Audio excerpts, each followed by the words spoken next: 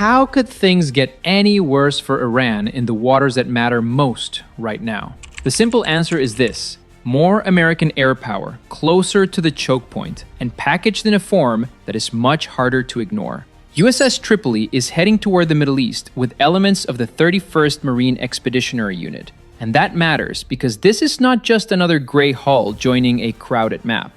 This is a ship built to sit in the ugly space between a carrier strike group and a marine assault force. And in the Strait of Hormuz, ugly is exactly where the real problem lives. By March 13th, defense officials had confirmed that Tripoli and embarked Marines were on the way. And by March 16th, the strategic logic was impossible to miss. Shipping was still largely stalled, escorts were still not deemed safe, and the world's most important maritime bottleneck was still acting like a global economic tourniquet. That is the headline. The United States did not rush USS Tripoli because it needed another symbol. It rushed Tripoli because the mission around Hormuz had become more complicated than bombing targets inland. Reuters reported on March 10th that the US Navy had refused near-daily requests from the shipping industry for naval escorts because the risk of attack remained too high. That one fact tells you almost everything. If the Navy is saying escorts are too dangerous for now, then the problem is no longer just punishing Iran. The problem is creating enough security, persistence, and tactical flexibility to make passage possible again. And that is where a big-deck amphibious assault ship starts to look much more useful than people assume. To understand why, zoom out for a second. The Strait of Hormuz is tiny in width and enormous in consequence. The US Energy Information Administration says roughly 20 million barrels per day flowed through the strait in 2024. Equal to around 20% of global petroleum liquids consumption, and about 1/5 of global LNG trade moved through it as well. Reuters reported on March 16th that exports from the Middle Eastern Gulf had already dropped by at least 60% in the week to March 15th compared to February, turning the disruption into what it called the biggest supply shock ever. So this is not just a Gulf naval crisis. It is an oil price crisis, a shipping crisis, an insurance crisis, and a political crisis all at once. That is why Washington suddenly needed a platform that could do more than throw punches from far away. And here is the part that matters most. Hormuz is not a place where raw firepower automatically turns into control. It is a place where narrow geometry punishes large assumptions. Iran does not need to beat the US Navy in open battle to cause strategic pain. It just needs to keep the risk level above what tanker owners, insurers, and crews are willing to tolerate. One mine, one drone strike, one explosive boat in the wrong place, and the effect is psychological as much as physical. Hundreds of ships sit and wait, export schedules collapse, prices spike, allies start making panicked phone calls. So the real mission is not win a battle at sea. The real mission is push risk low enough that commerce resumes.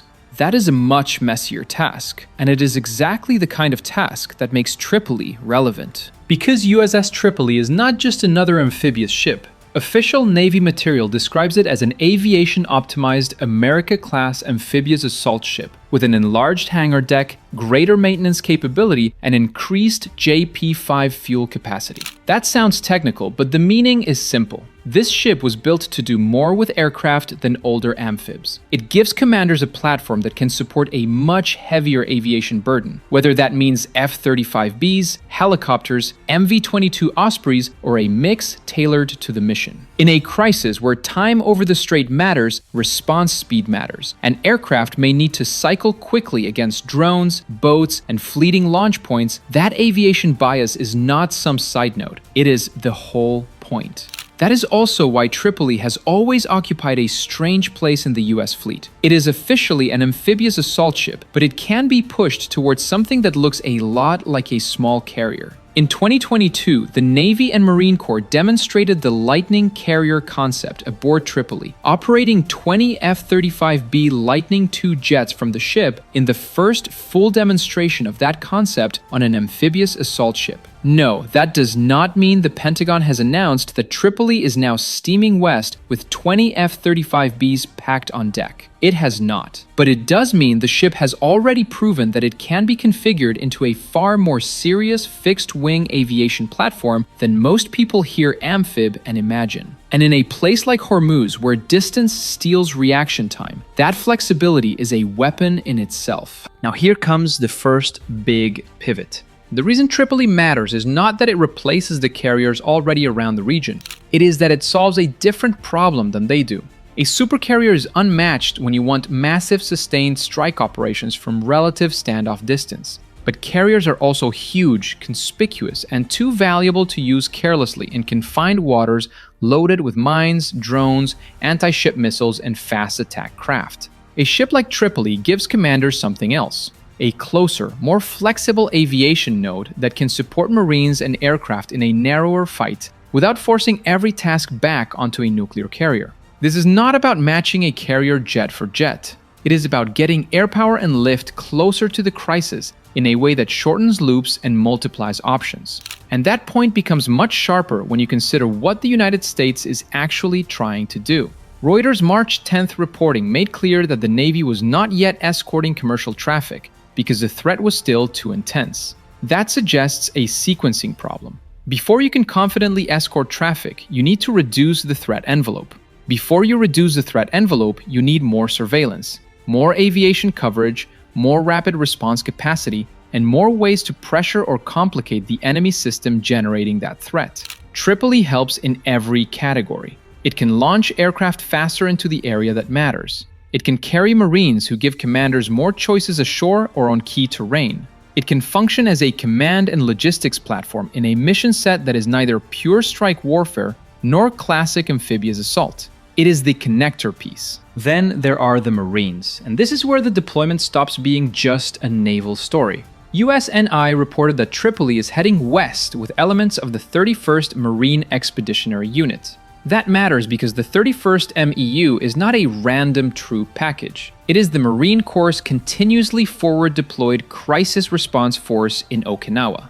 And just days before this redeployment, Marine Corps reporting on Iron Fist 26 noted that the 31st MEU had achieved full certification the previous month. In other words, Washington is not sending an improvised formation, it is sending a certified, forward-based, ready force that had just been working through amphibious and combined readiness training with Japanese forces. Pulling that west is a serious choice. It means the Pentagon judged Hormuz important enough to accept real opportunity costs in the Indo-Pacific. That alone should get your attention, because global military posture is always a story about trade-offs. Tripoli only arrived in Sasebo, Japan in June as part of a scheduled rotation into the Pacific. The 31st MEU exists to give the United States rapid response muscle in Asia. So moving that package toward the Middle East is not routine housekeeping. It is a signal that the Strait of Hormuz has become important enough to distort force allocation across theaters. That is the quiet drama in this story. A crisis in a narrow Gulf waterway is now reaching deep into the US posture in East Asia. That is what strategic choke points do. They do not just attract ships, they bend the rest of the map toward themselves. And now we get to the system behind the move.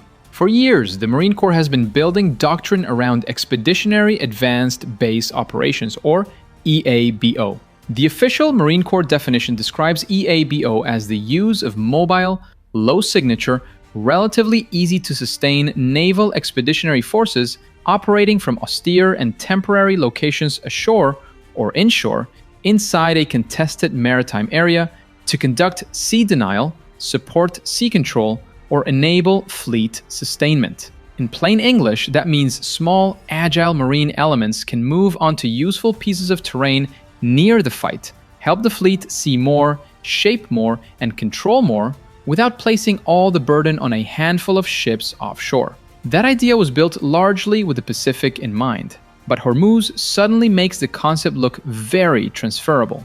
It is narrow, it is cluttered, it is missile-haunted. It is full of geography that matters. That is an EABO kind of neighborhood. Now, to be precise, none of the public reporting says the United States is about to launch some giant landing on the Iranian coast. There is no factual basis for saying that, and it would be nonsense to pretend otherwise. But a Marine Expeditionary Unit does not need to stage a full amphibious assault to change the problem for the other side.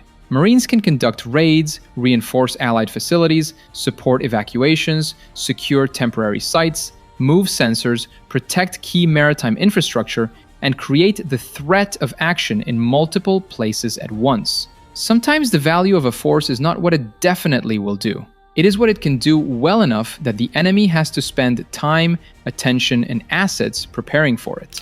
In a theater already stretched by shipping disruption, that is a form of leverage. This is the moment where the story shifts from hardware to timing. Why now?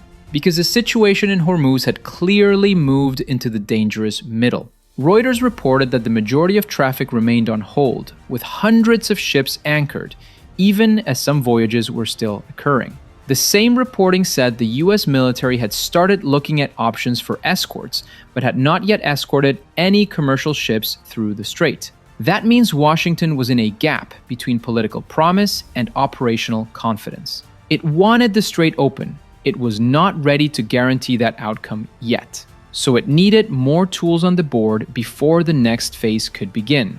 Tripoli is one of those tools. It buys optionality before a large multinational maritime coalition, if one ever materializes, is ready to act. And that coalition piece matters because it explains why the deployment feels rushed. Reuters reported on March 16th that several US allies had declined requests to send warships to help secure Hormuz.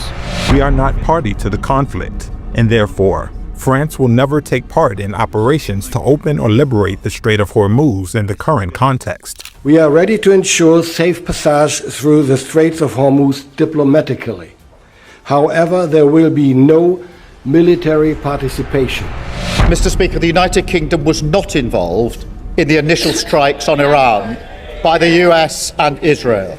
That leaves Washington with a familiar problem.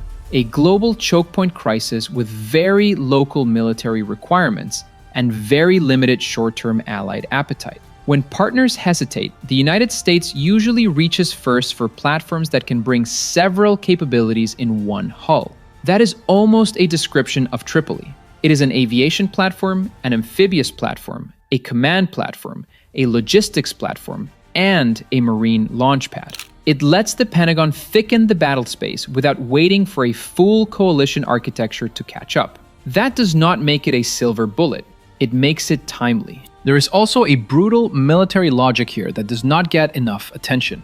Reopening Hormuz is not one mission. It is a stack of missions. You need to find drones before they find tankers. You need to suppress launch points ashore. You need to watch for mines and explosive boats. You may need to escort commercial traffic, support mine countermeasure efforts, deter further attacks, and be ready to respond if civilians or partner facilities get caught in the blast radius. That is why a pure carrier or destroyer frame misses the point. Those ships are essential, but the crisis also demands lift, marines, aviation density, and command flexibility. Tripoli does not solve the whole problem.